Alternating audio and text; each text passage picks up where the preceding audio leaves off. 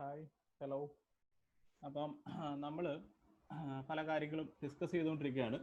അപ്പോൾ ഇന്നലത്തെ ക്ലാസ്സിലേക്ക് തന്നെ തിരിച്ചു പോവുക. അപ്പോൾ ഇന്നലെ ക്ലാസ്സിൽ നമ്മൾ ഡിസ്കസ് ചെയ്തത് സൂപ്പർവൈസ്ഡ് ക്ലാസിഫിക്കേഷൻ ആണ്. അപ്പോൾ സൂപ്പർവൈസ്ഡ് ക്ലാസിഫിക്കേഷൻ 3 തരത്തിൽ ചെയ്യാമെന്ന് പറഞ്ഞു. Minimum distance to mean classifier, parallelepiped classifier, Gaussian maximum likelihood classifier. Gaussian എന്ന് പറയുമ്പോൾ ഞാൻ കഴിഞ്ഞ ദിവസം ഈ വാക്ക് വായിക്കാൻ തന്നെ ചെറുതായിട്ട് ബുദ്ധിമുട്ടി. അപ്പോൾ കഴിഞ്ഞ ദിവസം ഞാൻ അതിന്റെ റെഫറൻസ് എടുത്തപ്പോൾ it is nothing, it is a mathematician, name of mathematician, mathematical function. Fine. അപ്പം ഇതിന്റെയൊക്കെ പ്രത്യേകത എന്താണെന്ന് ഞാൻ പറഞ്ഞു. ഇതൊന്നും നമ്മൾ it is not what the humans, not done by the humans, it's all done by the machines, that what software and hardware. So എന്തിനാണ് നമ്മൾ ഇതെല്ലാം എടുക്കുന്നത്? Classification, supervised classification, land use, land cover classification. എന്താണ് land use, എന്താണ് land cover എന്ന് ഞാൻ പലതവണ ഇപ്പൊ ക്ലാസ്സിൽ പറഞ്ഞു. ലാൻഡ് യൂസ്, ലാൻഡ് കവർ എന്ന് പറയുന്നത് use of the land. Land cover എന്ന് പറയുന്നത് it's something natural, that something like forest, fine, desert, likewise അങ്ങനെയുള്ള എക്സാമ്പിൾസ് ആണ്. So that is known as land use and land cover. Land use and land cover. So അതിന്റെ വേറെ facts എങ്ങനെയാന്ന് പറയുന്നത് വെച്ച് കഴിഞ്ഞാൽ, ഇപ്പൊ നമ്മൾ എന്തിനാണ് ഇതുപോലുള്ള ലാൻഡ് യൂസിന്റെ പ്രൊഡിക്ഷൻ, ലാൻഡ് യൂസിനെ കുറിച്ച് പഠിക്കാൻ. സോ പാറ്റേൺ, അപ്പൊ നമ്മൾ വീണ്ടും പഴയ കാര്യങ്ങളൊക്കെ ഓർമ്മിക്കുന്നത്. Spatial pattern, geographical pattern, geographical process and geographical behaviour.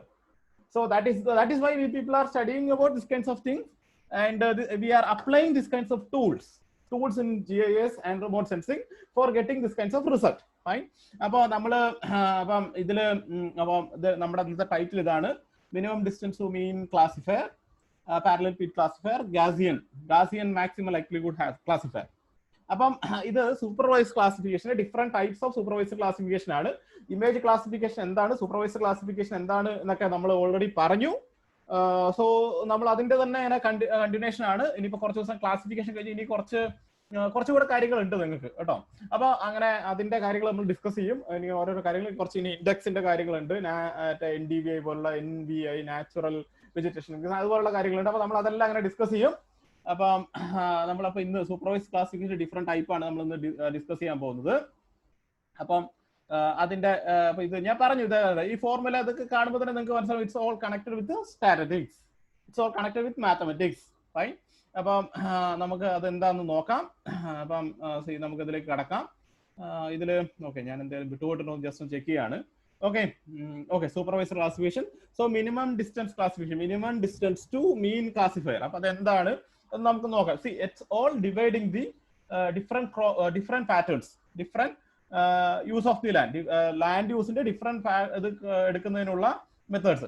അപ്പൊ ഞാൻ ഇത് എന്തിനാണ്, ഇപ്പൊ ഇമേജിൽ നിന്ന് പല തരത്തിലുള്ള ഇൻഫർമേഷൻസ് എക്സ്ട്രാക്ട് ചെയ്യാൻ പറ്റും. അത് പല ക്വാളിറ്റിയുള്ള പല തരത്തിലുള്ള ഇമേജിൽ നിന്ന് പല തരത്തിലുള്ള ഇൻഫർമേഷൻസ് എടുക്കാൻ പറ്റും. അപ്പൊ ഇത് ഏറ്റവും ബേസിക് ആയിട്ടുള്ള കാര്യമാണ് സൂപ്പർവൈസ്ഡ് ക്ലാസിഫിക്കേഷൻ എന്ന് പറയുന്നത്. ഈ ഉദാഹരണത്തിന്, ഒരു സ്ഥലത്ത് എന്ത് മിനറൽ കണ്ടന്റ് ഉണ്ട്, ഒരു സ്ഥലത്തെ അണ്ടർഗ്രൗണ്ട് വാട്ടർ, അല്ലെങ്കിൽ ഓഷ്യൻ, അതിലെ ocean concentration of planktons, concentration of that fishes, അങ്ങനെയുള്ള കാര്യങ്ങൾക്കൊന്നും ഈ സൂപ്പർവൈസ്ഡ് ക്ലാസിഫിക്കേഷൻ പറ്റില്ല. So that different techniques are used for that kinds of studies. Fine. അപ്പൊ നമുക്ക് ക്ലാസ്സിലേക്ക് കിടക്കാം. So there are 3 types, that is supervised classification. There are 3 types of supervised classification. There are 3 methods. Fine. 3 algorithms, 3 types of algorithms are used. That is minimum distance to mean distance. No type alla. 3 types of algorithm used. Algorithm is something like a programming concept or something, that kinds of. Fine. So minimum distance to mean classifier, parallel field classifier, Gaussian maximum likelihood classifier. അപ്പം നമുക്ക് അതിന്റെ definition എന്താണ്, reading അതിങ്ങനെ നോക്കാം. അപ്പൊ it's all what classifying different land use and land cover. The minimum distance to mean classifier is simplest mathematically and very efficient in computation. In this procedure, the DN value, DN stands for digital number. DN value of the training sets are plotted in a scatter diagram. Fine. അപ്പം ഇതിലൊരു ഞാൻ ഒരു കാര്യം പറഞ്ഞോട്ടെ. Training sample, training sets എന്ന് പറഞ്ഞാൽ spectral signature, ഇന്നലത്തെ ക്ലാസ്സിൽ പറഞ്ഞായിരുന്നു. What you mean by spectral signature? Here a 2D scatter diagram,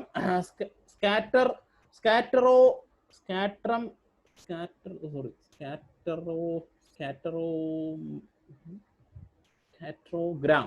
Sorry, scatterogram. Here, a 2D scatterogram is drawn for an example. Scatterogram എന്താണെന്ന് നോക്കണം കേട്ടോ. എനിക്ക് എത്ര ഞാൻ നോക്കാൻ നിങ്ങൾക്ക് എക്സ്പ്ലെയിൻ ചെയ്യുന്നതായിരിക്കും. Drawn for an example, shown through figure. അത് നിങ്ങൾ കാര്യം കണ്ട, അത് ഞാൻ അതിൽ നിന്ന് കോപ്പി ചെയ്തപ്പോൾ അത് അങ്ങനെ വന്നേ ഉള്ളൂ. സോ ഇതാണ് ആ ഫിഗർ. ഫൈൻ. അപ്പൊ നമ്പർ വിടുക. That figure dn values of 5 training sets are plotted and their means are computed, shown with a subscription. Now an unknown pixel, unknown pixels will be classified or be assigned to a class by a distance calculation from the mean of each class to the pixel. This is why this algorithm is named as minimum distance to mean classifier. എന്തുകൊണ്ടാണ് അതിന് ആ പേര് വന്നത് എന്നാണ് ആ sentence മീൻ ചെയ്യുന്നത്. ഇതിൽ ഇടയ്ക്ക് എ എന്ന് വരുന്നത് അത് ഈ എൻ്റർ ചെയ്യുമ്പോഴുള്ള പ്രശ്നമാണെന്ന് തോന്നുന്നു കേട്ടോ. ടൈപ്പ് ചെയ്തിട്ട് pixel a. No sorry wait അതാ ഞാൻ ആ പിക്ചർ കാണിച്ചിട്ട് പറയാം. Therefore, the pixel A will be assigned to the class whose mean value is nearest to A. In this example, the unknown pixel is A will be assigned to the SAN class. This way, the pixels of entire image are assigned to different land use, land cover classes. Thus, for an n differential multispectral data, ND scatter diagram is plotted. അപ്പൊ അതിൽ എന്തോ തെറ്റ് വന്നിട്ടുണ്ട് കേട്ടോ. ആ type ചെയ്തതിൽ scatter diagram എന്ന് തന്നെയാണ്, അത് ചെറുതായിട്ടൊരു തെറ്റ് വന്നിട്ടുണ്ട്. സോറി, സ്കാറ്റർ ഡയഗ്രാം എന്ന് ഞാൻ കേട്ടിട്ടുള്ളൂ. N differential. Okay, ND stands for n differential multispectral data. ND scatter diagram is plotted. The mean of each classes are calculated and the image is classified according to the shortest distance class. The most used distance calculation method is Euclidean distance formulated in as below. See, അപ്പോൾ ഇതാണ് അതിന്റെ formula.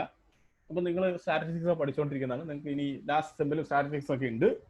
അപ്പോൾ എന്താണ് numerical form, matrix form. അപ്പോൾ ഈ ഫോർമുലയൊക്കെ നിങ്ങൾ തന്നെ ഒന്ന് ഇത് നോക്കുക. അപ്പോൾ ഈ ഫോർമുല ഇതെന്താണ്? അതിലെന്താണ്? Number of bands, particular band, particular class, dn value of pixel, digital number value of pixel of the band. അതെന്താണ്? J മീൻ. അത് ഇതിന്റെ ആ ഒരു എക്സ്പ്ലനേഷൻ ഒക്കെ നോക്കുക. ഇതിലെ ഈ എ എന്താണ് ഞാൻ ഇപ്പൊ പറയാം, ഒരു മിനിറ്റ്. ഇതാണ്ട ഈ എ, ഈ ക്ലാസിഫിക്കേഷൻ ആണ് ഈ പറയുന്നത്. ഫൈൻ. എ എന്ന് പറയുന്നത് എന്താണ്?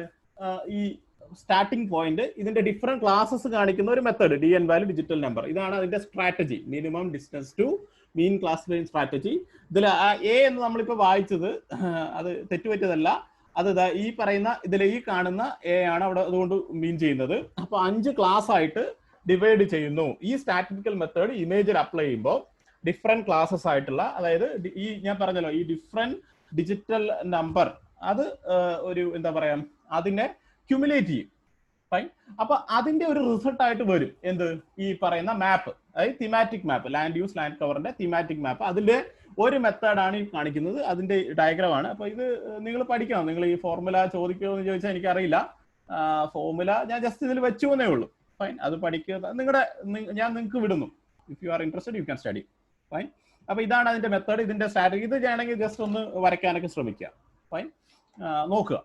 Then parallel fit classifier, it's also a different method in supervised classification. Remember, it's all done by the machine, not the human. Fine. Machine ആണ് ചെയ്യുന്നത്. അപ്പൊ നമ്മൾ ഈ ഫോർമുല എഴുതുകയോ ഇതുപോലെ സ്കാറ്റർ ഡയഗ്രാം വരയ്ക്കുക, അതിന്റെ ഒന്നും ആവശ്യമില്ല.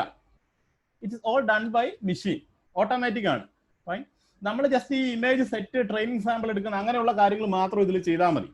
അപ്പൊ ഇതിൽ വേറെ കാര്യങ്ങളൊന്നും ചെയ്യാനില്ല. Okay. Parallel fit classifier.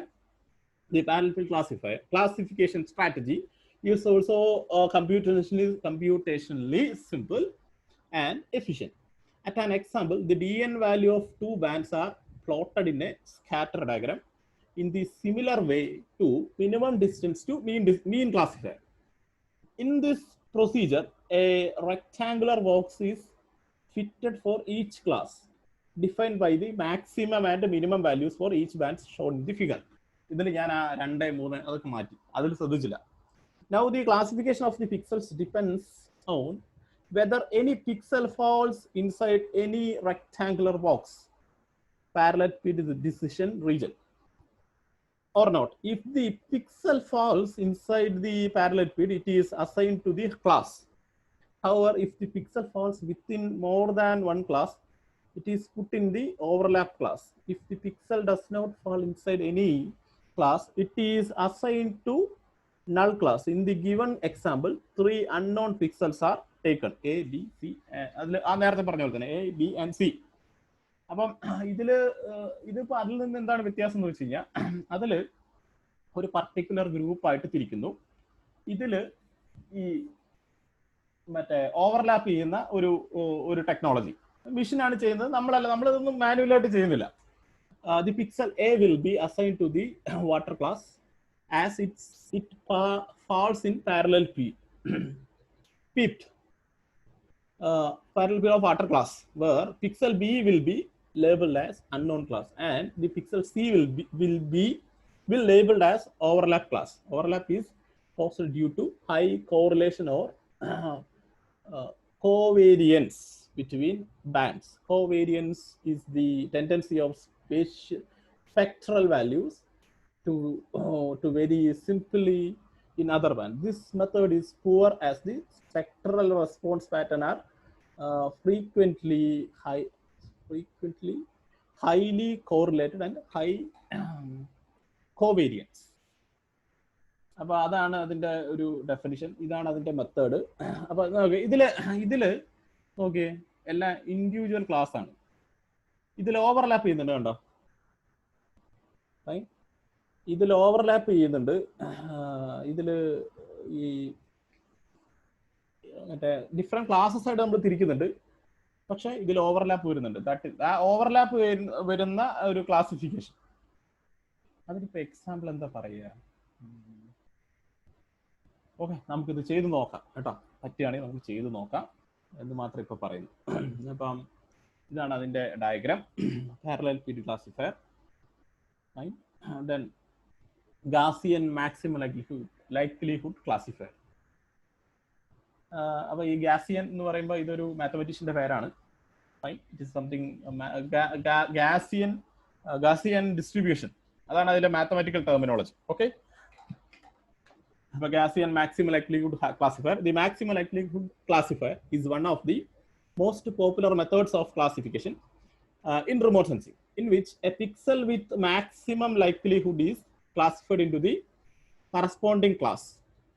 In this method, it is assumed that the training sets of each class of each band have the normal distribution, which is Gaussian in nature. അപ്പോൾ ഈ Gaussian in nature, Gaussian distribution എന്താണ് ഞാൻ just അത് മാത്രം നോക്കിയുള്ളൂ. അത് മാത്തമാറ്റിക്സിലെ ഒരു function ആണ്, Gaussian function, Gaussian distribution എന്നാണ് പറയുന്നത്. And can be described by the mean vector or convenience matrix. From this information, the statistical probability is computed for a given pixel value being a member of a particular land use land cover class. The probability is calculated for an unknown pixel for each class of the training set. ഇപ്പോൾ ഈ പ്രോബബിലിറ്റിയും കാര്യങ്ങളൊക്കെ അറിയുമെന്ന് പ്രതീക്ഷിക്കുന്നു കേട്ടോ. ഇത് ഈ മെത്തേഡിന്റെ പ്രത്യേകത, ഞാനിതിൽ supervisor classification ചെയ്തിട്ടുണ്ട്. അപ്പൊ ഇതിന്റെ ഏത് മെത്തേഡാണ് ഉപയോഗിച്ചത് എനിക്ക് സത്യത്തിൽ ഓർമ്മയില്ല. ഇതൊക്കെ ഈ സൂപ്പർവൈസർ ക്ലാസിഫിക്കേഷൻ അങ്ങനെ ഈ റീസെന്റ് ആയിട്ട് ഉപയോഗിച്ചിട്ടില്ല, എനിക്ക് അതൊന്നും അങ്ങനെ ഉപയോഗിക്കേണ്ടി വന്നിട്ടില്ല. നമ്മൾ പ്രധാനമായിട്ടും ArcGIS-ലാണ് കാര്യങ്ങൾ ചെയ്യുന്നത്. ഇതില് എൻ്റെ ഓർമ്മ ശരിയാണെങ്കിൽ ഇതാണ് ചെയ്യുന്നത്. മെയിനായിട്ട് നമ്മൾ വർക്ക് ചെയ്യുന്നത് ഈ ആദ്യം പറഞ്ഞത് മിനിമം ഡിസ്റ്റൻസ് എന്ന് പറയുന്ന ഓപ്ഷനാണ് മാക്സിമം ഉപയോഗിക്കാറ്. ഈ പാരലൽപിഡ് ഉപയോഗിച്ചിട്ടില്ല. ഗാസിയൻ മാക്സിമം ലൈക്ലിഹുഡ് ക്ലാസിഫയർ ഉപയോഗിച്ചിട്ടുള്ളതാണ് എൻ്റെ ഓർമ്മ. ഓക്കെ, അപ്പൊ ഇത് എന്തായാലും ഇത് ഡിഫറെന്റ് ക്ലാസ് ആയിട്ട് തിരിക്കും. ഫൈൻ, അതിൽ ഓരോ method as an example in the figure the probability value. അപ്പൊ പ്രോബബിലിറ്റി എനിക്കിത് ജസ്റ്റ് സിമ്പിൾ ആയിട്ട് പറഞ്ഞു തരുന്നത് എക്സാക്ട് ഇമേജിന്റെ ക്വാളിറ്റി കുറവ് വരുന്ന സമയത്ത്, അല്ലെങ്കിൽ ക്ലൗഡ് കവർ അങ്ങനെ വരുന്ന സമയത്ത് ഒരു പർട്ടിക്കുലർ പാർട്ടിൽ പ്രെഡിക്റ്റ് ചെയ്യാൻ പറ്റുന്ന മെത്തേഡാണ് എന്നാണ് ഇത് ഉപയോഗിച്ചത്. നോക്കാം, നമുക്കിത് ഉപയോഗിച്ച് നോക്കാം. ഒരു നമുക്ക് കാര്യങ്ങളൊക്കെ നോർമലാണ്, നമുക്ക് ഇതൊക്കെ ഒന്ന് യൂസ് ചെയ്യാം. As an example, the probability value for band 1 for the mean of the classes A and B, and unknown pixel x is plotted in 2D graph. The bell-shaped curves are called probability density functions. In the example, it is found that the probability of the unknown pixel x4 being in the class B is greater than class A. So the pixel x will be labeled as class B. The probability density function are used to classify yes. Okay, അത് തന്നെ, unidentified pixels by computing the probability of pixels values belonging to each category. Thus, it takes large number of computations to classify an image and is much slower in computation than the previous methods. ഇതാണ് അതിന്റെ graph. Fine. അപ്പൊ ഈ graph എങ്ങനെ explain ചെയ്യാമെന്ന് ചോദിച്ചാൽ ഞാൻ ഇതൊക്കെ ചെയ്തിട്ടുണ്ട്. എനിക്ക് ഇതിനെക്കുറിച്ച് ഇതിൽ കൂടുതൽ എക്സ്പ്ലെയിൻ ചെയ്യാനൊന്നും അറിയില്ല. നിങ്ങൾ വായിക്കുക, നിങ്ങളുടെ ഡൗട്ട്സ് ഒക്കെ ചോദിക്കുക. നിങ്ങൾ ഡൗട്ട്സ് ചോദിക്കുമ്പോൾ ഞാൻ പറഞ്ഞല്ലോ, എനിക്ക് അറിയുന്ന കാര്യങ്ങൾ ഞാൻ പറഞ്ഞുതരാം. അല്ലാത്ത കാര്യങ്ങൾ നമുക്ക് എന്താ പറയുക, ഡിസ്കസ് ചെയ്ത് അതിനുള്ള ആൻസർ കണ്ടെത്താൻ നോക്കാം. അപ്പോൾ സുഹൃത്തുക്കളെ, thank you for watching my video. അപ്പോൾ നിങ്ങളുടെ ഡൗട്ട്സ് ഒക്കെ ചോദിക്കുക. ഒരു 7-8 പേര് കൃത്യമായിട്ട് എല്ലാ ദിവസവും അസസ്മെന്റ് ചെയ്യുന്നുണ്ട്. ബാക്കിയുള്ളവരുടെ കാര്യം എന്താണെന്ന് അറിയില്ല. ഒരാൾ ഓരോ പ്രശ്നങ്ങൾ പറഞ്ഞു, ഇങ്ങനെ ഓരോ പ്രശ്നങ്ങൾ നേരിടുന്നുണ്ടെന്ന് പറഞ്ഞു. അപ്പോൾ അത് മനസ്സിലാക്കാൻ പറ്റും. ബാക്കിയുള്ളവരുടെ കാര്യം എന്താണെന്ന് എനിക്കറിയില്ല. അപ്പോൾ നിങ്ങളുടെ ഡൗട്ട്സും കാര്യങ്ങളൊക്കെ എൻ്റെ അടുത്ത് ചോദിക്കുക. അപ്പം ഇനി ക്ലാസ് മിക്കവാറും വെള്ളിയാഴ്ച ആയിരിക്കും. അപ്പം ഞാൻ പറയാം, കാര്യങ്ങളൊക്കെ എഴുതി വെക്കുക. എന്തൊക്കെയാണ് ഡൗട്ട്സ് കാര്യങ്ങളൊക്കെ ചോദിക്കാനുള്ള എന്താണെന്നൊക്കെ എഴുതി വെക്കുക. So I will answer your questions. I'll find answers for your questions. So thank you. Thanks for watching.